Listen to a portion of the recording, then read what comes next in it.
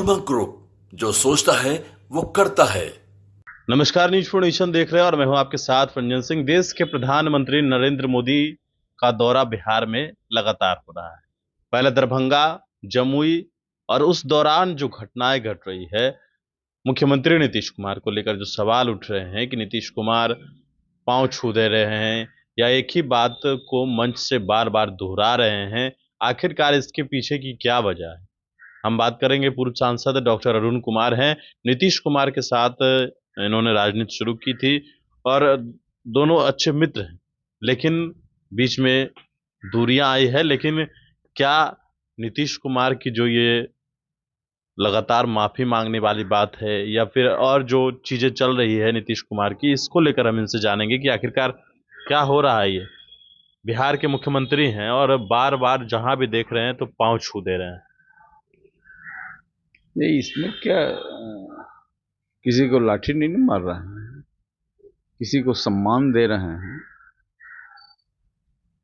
और आदमी जब चार्ज हो जाता है, इमोशंस में रहता है, तो उसमें कभी कभी होता है जो अपना प्रिय है उसके सामने कोई ऐसी बात तो हुई नहीं जिसके लिए आप लोग इतना तार खींच रहे हैं। नहीं तो ये नहीं लग रहा है कि हर मंच पर जहां भी मुख्यमंत्री इन दिनों दिखते हैं, आर.के. सिन्हा का पांव छू दिया था उन्होंने। सम्मान बड़े भाई की तरह मान लिया, सम्मान में कोई ऐसा इशू नहीं है जो। और जो रा, राष्ट्रीय जनता दल के साथ जाने की बात को लेकर वो माफी मांगते रहते हैं, इधर आते हैं तो उधर की माफी मांगते हैं। देखिए, जो समता पार्टी और जेडीयू की यात्रा है उसमें लंबे दिनों तक मैं भी साथ रहा हूं। जो ये बदलाव हुआ, नीतीश कुमार जी मुख्यमंत्री हुए, उसके पीछे कारण नहीं था कि जो दलित, महादलित, अति पिछड़ा पर जो अत्याचार हो रहा था राजद के नेतृत्व में, उन लोगों ने विश्वास किया नीतीश कुमार पर। और नीतीश कुमार के नेतृत्व में जो सरकार बनी लगातार 17-18 वर्षों से है, तो बीच में जो कुछ गड़बड़ी हुई है उसके वजह से उनके मन में ये भाव आता होगा। क्योंकि आज भी आप जो कह रहे हैं या कहीं दिखलाने की कोशिश कर रहे हैं कि नीतीश कुमार जी पांव छू दे रहे हैं या जो कर रहे हैं बातों को रिपीट कर देते हैं, तो इसका कारण यही है कि ये सब के बावजूद आज भी बिहार की एक बड़ी आबादी नीतीश कुमार में भरोसा करता है। अति पिछड़ा समाज, दलित, जिस पर अत्याचार हुआ है, इनके शासनकाल में अत्याचार काफी कमा। और इन लोगों को लगता है कि कभी कभी जो राजद के साथ चले गए तो ऐसा लगा कि कुछ गड़बड़ी हुई है। तो आदमी कोई पत्थर का बना हुआ हो तो इन चीज़ों को पी सकता है। जो संवेदनशील आदमी है उसको फील होता है कि एक बड़ी आबादी को भरोसा है मेरे नेतृत्व में, और जो परिवर्तन हमने किया उससे कमजोर वर्ग पर अत्याचार बढ़ा, उस विश्वास पर कहीं ठेस पहुंची। तो फीलिंग होती है, कभी एक्सप्रेस कर दिया, रिपीट कर दिया, तो वो है, वही कारण है। और अभी भी भरोसा नीतीश कुमार में इस जमात को है जो अत्याचार सहते रहा। 4 सीटों पर बिहार में उपचुनाव हुए हैं, क्या नतीजे लग रहे हैं? बेलागंज, इमामगंज, तरारी और रामगढ़ में क्या लग रहा है? बेलागंज की स्थिति, कहा जा रहा है कि राजद का किला जो ढह रहा है, वाकई में क्या सच्चाई क्या है? देखिए, यहाँ भी वही स्थिति है जो मैंने कहा कि जो सामाजिक समीकरण है और जिस पर अत्याचार होता रहा है सत्ता के केंद्र से, वह विश्वास किया नीतीश कुमार जी पर, आज भी विश्वास बना हुआ है। इसलिए जेडीयू यहाँ से चुनाव जीतेगी। मुझे पूरा भरोसा है। है उसमें बेलागंज से चुनाव जीतेगी और इमामगंज का भी वही स्थिति है, चूंकि वहाँ एक बड़ी आबादी महादलित की है और जिसका नेतृत्व पूरे बिहार में महादलितों में एक बड़ी पहचान है।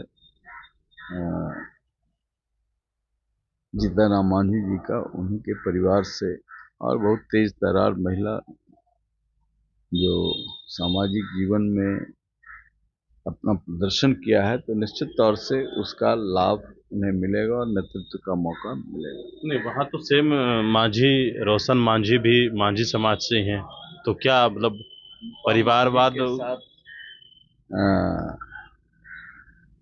उस समाज के एक सलाखा पुरुष केंद्र में मंत्री हैं, राज्य में मंत्री उनके पति हैं।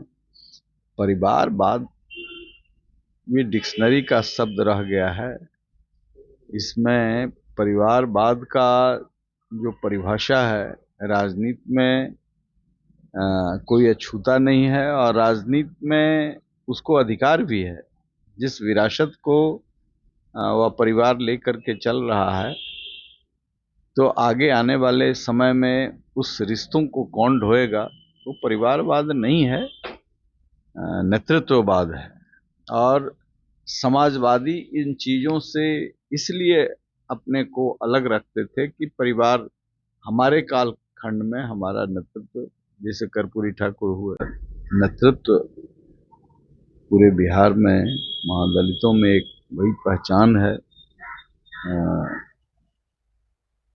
जीतन राम मांझी जी का, उन्हीं के परिवार से, और बहुत तेज तर्रार महिला जो सामाजिक जीवन में अपना प्रदर्शन किया है, तो निश्चित तौर से उसका लाभ उन्हें मिलेगा और नेतृत्व का मौका मिलेगा। नहीं, वहाँ तो सेम मांझी, रोशन मांझी भी मांझी समाज से ही हैं, तो क्या मतलब परिवारवाद उस समाज के एक सलाखा पुरुष केंद्र में मंत्री हैं, राज्य में मंत्री उनके पति हैं। परिवारवाद भी डिक्शनरी का शब्द रह गया है। इसमें परिवारवाद का जो परिभाषा है, राजनीति में कोई अछूता नहीं है और राजनीति में उसको अधिकार भी है। जिस विरासत को वह परिवार लेकर के चल रहा है, तो आगे आने वाले समय में उस रिश्तों को कौन ढोएगा, तो परिवारवाद नहीं है, नेतृत्ववाद है। और समाजवादी इन चीज़ों से इसलिए अपने को अलग रखते थे कि परिवार, हमारे कालखंड में हमारा नेतृत्व, जैसे कर्पूरी ठाकुर हुए, आज नीतीश कुमार हैं, परिवार को तवज्जो नहीं दिया है। लेकिन हम समझते हैं कि यदि नेतृत्व की क्षमता उस परिवार में किसी को है, तो उसको नेतृत्व करने देना चाहिए। और आज रेयर लोग रह गए हैं, रेयर ऑफ द रेयरेस्ट लोग हैं। अभी एग्जाम्पल नहीं है परिवार का, परिवार पर चीजें चल रही हैं। चारों सीट पर तो वही दिख रहा है, सुरेंद्र यादव के बेटे या फिर जगदानंद सिंह के बेटे, इधर जीतन राम मांझी की बहू। तो बिहार में आम लोग कैसे मतलब राजनीति अब करेगा, क्योंकि परिवार के ही लोग सदस्य जो है वो बने हुए हैं।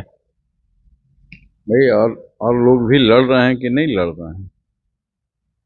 बीजेपी से जो लड़ रहे हैं, वो तो परिवार ही है।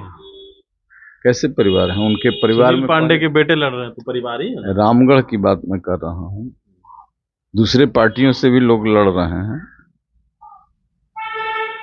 तो सवाल ये है, जेडीयू में कहाँ परिवारवाद का बनता है? बेटा लड़ता तब ना। मनोरमा देवी तो पहली बार आई राजनीति में और एमएलसी बनी, और फिर अपने क्षमता से यदि एमएलए बनते हैं, तो कहाँ परिवारवाद? सब परिवारवाद नहीं है। परिवारवाद परिवार के वही लोग सस्टेन करेंगे या इस फ्रेम में रह जाएंगे। जगता बाबू के बेटा नहीं हारे हैं क्या? अशोक सिंह तो बिल्कुल किसान परिवार से निकल करके वर्कर के रूप में वो हमारे साथ भी काम किए हैं। समता पार्टी के युवा के हम अध्यक्ष थे, तो हमारे साथ वो पदाधिकारी थे। तो सवाल ये उठता है कि ये रिलेटिव वर्ड है, इसमें नहीं है, उसमें जो जिसमें नेतृत्व क्षमता है या फिर जिसमें ये सेवा भाव का संकल्प है, तो उसको आना चाहिए राजनीति में। चलिए, बिल्कुल। तो हमारे साथ पूर्व सांसद डॉक्टर अरुण कुमार थे बड़ी इन्फॉर्मेशन के साथ। नमस्कार।